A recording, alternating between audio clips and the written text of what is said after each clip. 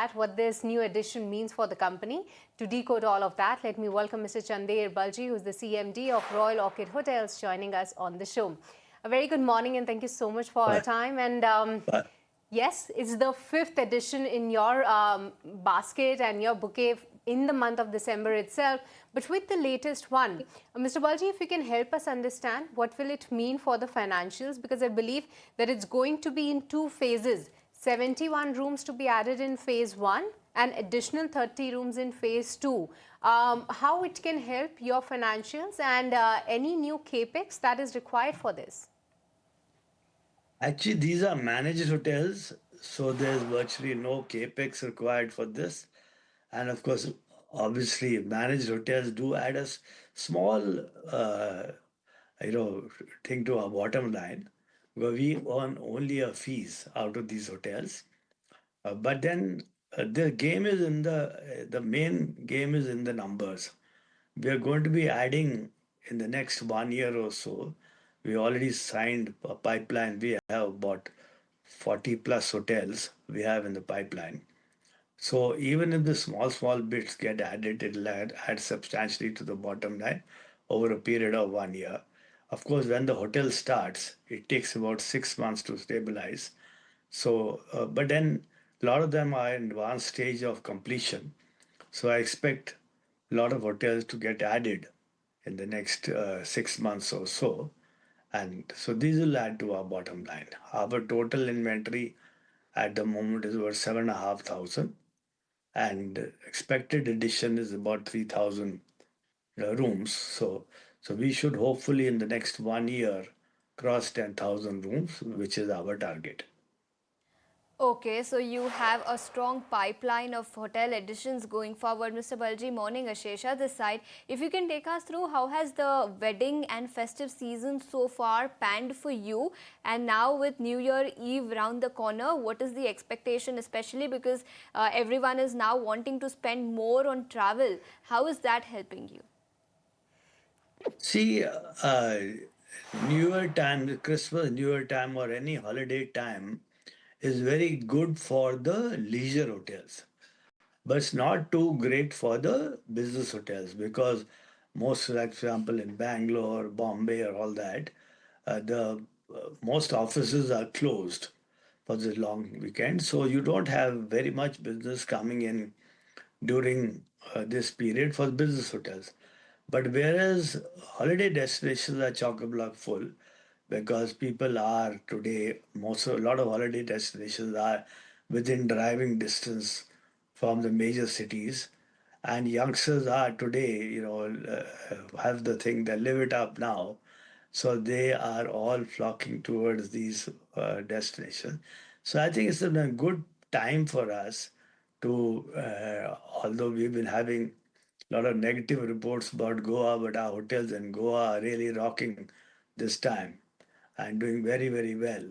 So I think even Himachal is doing well, and of course, destinations like Sakleshpur in Karnataka, which is a coffee plantation. So they are doing exceedingly well. So I think it's a mix. And since our company is very diversified in terms of geographical diversification, we are present in 80 cities and we have 120 operating hotels. And we have a mix of leisure and a business hotel.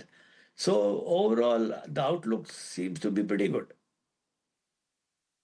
Mr. Baljee, if you can give us some sense that in some of these hot destinations that you just touched on, what sort of a fare increase have we seen? Has there been any with respect to the year-on-year comparison or a month-on-month rise? Because all these people not just look for a destination, but because of the lack of supply and already so many bookings being done, usually we see that the fares also shoot up. So any trend over there?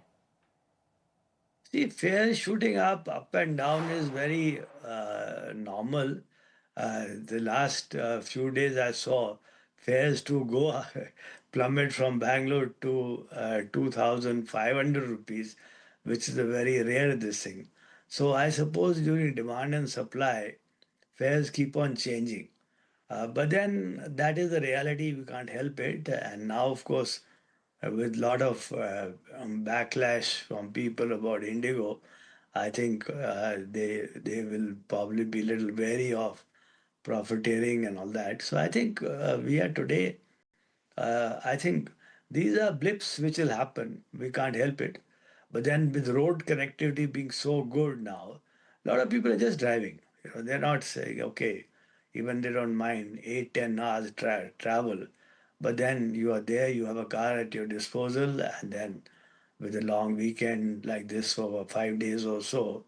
So even if you travel one day going and one day coming, you have 3, 4 days of holiday and that in Goa, and of course places like Sakleshpur, Hampi and all that are just 4 hours driving distance from Bangalore. So 4 hours is nothing today with excellent roads, excellent cars. There's a so air travel does have an impact on a little longer distance, but shorter distance, no. Today, people are just taking their cars and driving, just packing their bags and driving. Understood. And now that we've spoken about the trends that we are seeing in the industry, let's also talk about your financials then. How confident are you of delivering 1800 plus keys guidance over the next 6 months? And now with these recent hotels that you've announced, how far along are you on this guidance and what kind of revenue growth are you expecting, not only for the remainder part of FY26 but for FY27 as well? See, we're expecting very good growth in the next quarter because really our Bombay hotel started in November because and November did perform very well because the licenses were got only in November. It took a long time, but then it did happen. Now, December, as I mentioned to you, for city hotels, a little muted. But then I think January onwards, we expect a full-fledged performance from our Mumbai hotel. And so that will add significantly to our top line and bottom line in Q4. But Mr. Baljee, any number that you can help with that with this Bombay hotel, just in Q4 itself, what sort of a incremental revenue are you looking forward to? See, we're looking at about, for Bombay Hotel alone, we're looking at about 24 to 28 crores for the 3 months. That is, so that'll add significantly to our total turnover. Of course, I wish it had started a little earlier, but then licensing took a long time. All the hotel was ready, but I think almost 3 months delay in the licensing.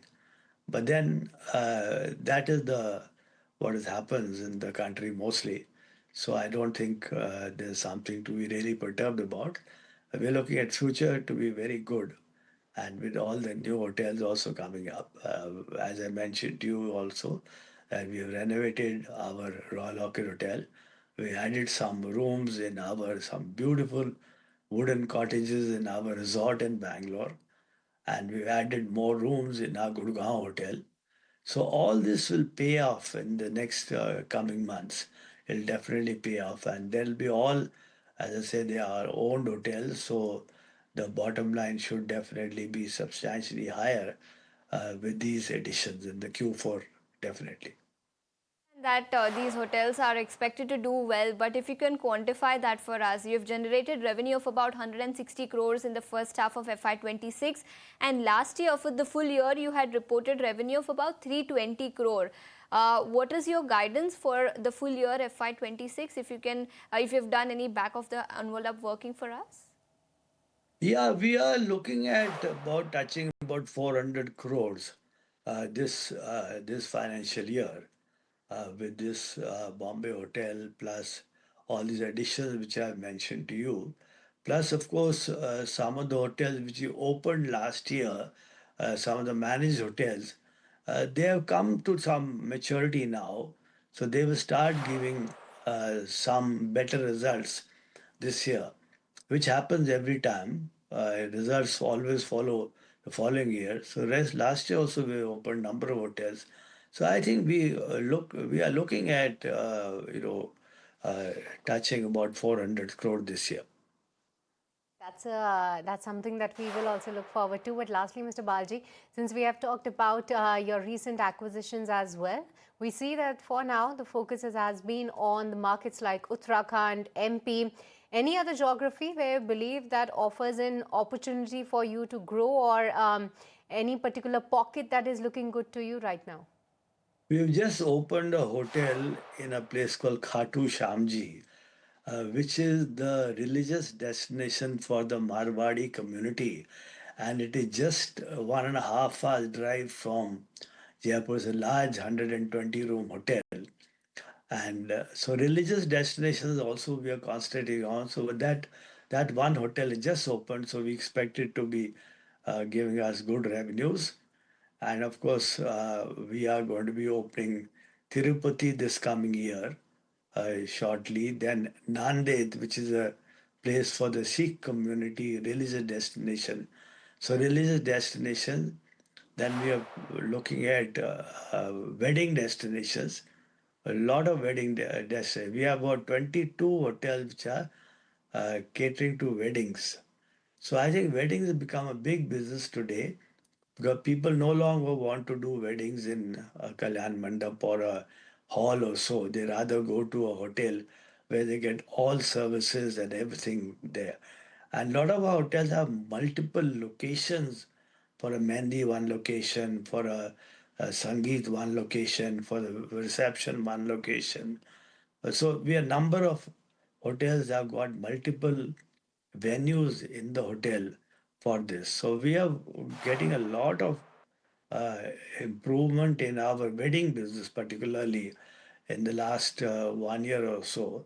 And hopefully going Right. forward, we should get a lot more wedding business. Okay, wedding business is expected to boom going forward. That's the word coming in. Mr. Baljee, thank you so much for taking your time out and joining us here on ET Now.